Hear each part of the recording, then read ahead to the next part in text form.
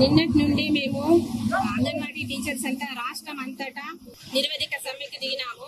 మాకు మా సమస్యలను గవర్నమెంట్ పిలిచి మాకు చర్చలు జరిపి మా సమస్యలు ఏంటి అని అడగకుండా మేము సమ్మె చేస్తుంటే మా సెంటర్లు తాళాలు వలగొట్టడము, మా వేరే ఆర్పీలను విఆర్ఓలను వాళ్ళను వీళ్ళను వచ్చి సెంటర్లో వర్క్ చేయమని చెప్పడము చాలా బాధాకరమైన విషయము. ఇట్లానే మేము కరోనాలో అందరికీ కరోనా సర్వే చేసుకుంటూ టీహెచ్ఆర్ చేసినాము. అదే విధంగా సమ్మె సఫలమైన తర్వాత కూడా టీహెచ్ఆర్ చేస్తాం కదా, ఇది ఎందుకు ఆలోచిస్తలేదు గవర్నమెంట్? విఆర్ఏలను ఆర్పీలను అందరినీ పని చేయమని ఒత్తిడి తీసుకొస్తున్నది. అట్లనే కేసీఆర్ గారు సకల జనుల సమ్మె అని మా అందరినీ కూడా సమ్మెలోకి దించి మేము కూడా నెలల తరబడి సమ్మెలు చేస్తేనే తెలంగాణ వచ్చింది సార్. అది మర్చిపోతున్నారు. అంగన్వాడీ టీచర్ల పట్ల నిరంకుశ వైఖరిని మీరు చేస్తున్నారు.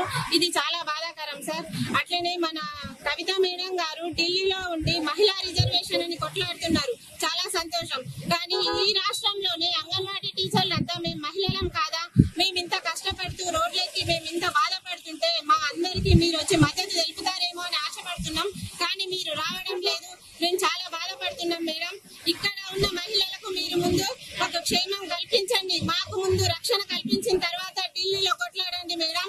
మీరు ముందు ఇక్కడ ఉన్న అంగన్వాడీ టీచర్లను ఆదుకోండి. మీరు ఇప్పటికైనా దిగొచ్చి మమ్మల్ని ఆదుకుంటారని మేమందరం ఆశిస్తున్నాం మేడం.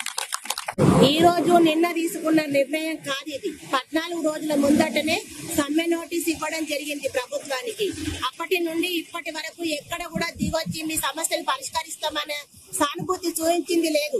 ఈ రోజు మేము సమ్మె చేయడానికి రోడ్లపైకి వచ్చినందుకు మా సెంటర్ల తాళాలు పగలగొట్టి సెంటర్లో ఉన్న సామాన్లన్నీ ధ్వంసం చేయడం జరుగుతుంది. ఇది ఎక్కడి న్యాయం? మేము కేసీఆర్ సార్ గారిని అడుగుతున్నాం. మీరు సకల జనుల సమ్మె అని, అదే విధంగా అనేక రకాల సమ్మెలు చేసి పోరాడే తెలంగాణ తీసుకొచ్చిండ్రు. ఈ తెలంగాణ కోసము ఎందరో ప్రాణత్యాగాలు చేసిండ్రు. అదే విధంగా మీరు దళితుల్ని ముఖ్యమంత్రిని చేస్తానన్నారు. మీకొక న్యాయం, మాకొక న్యాయమా? ఇది ఎక్కడి అన్యాయము? మీరు అడగకుండానే మీకు తెలంగాణ వచ్చిందా? మీరేమన్నారు ఆ రోజు? సమ్మె చేసి వెనుతిరిగితే మొగోళ్లే గారు అన్నారు. ఈ రోజు మమ్మల్ని సమ్మెకు వెనుతిరగబడము ఎంతవరకు సమంజసమని నేను ఈ ప్రభుత్వాన్ని హెచ్చరిస్తూ ఉన్నా.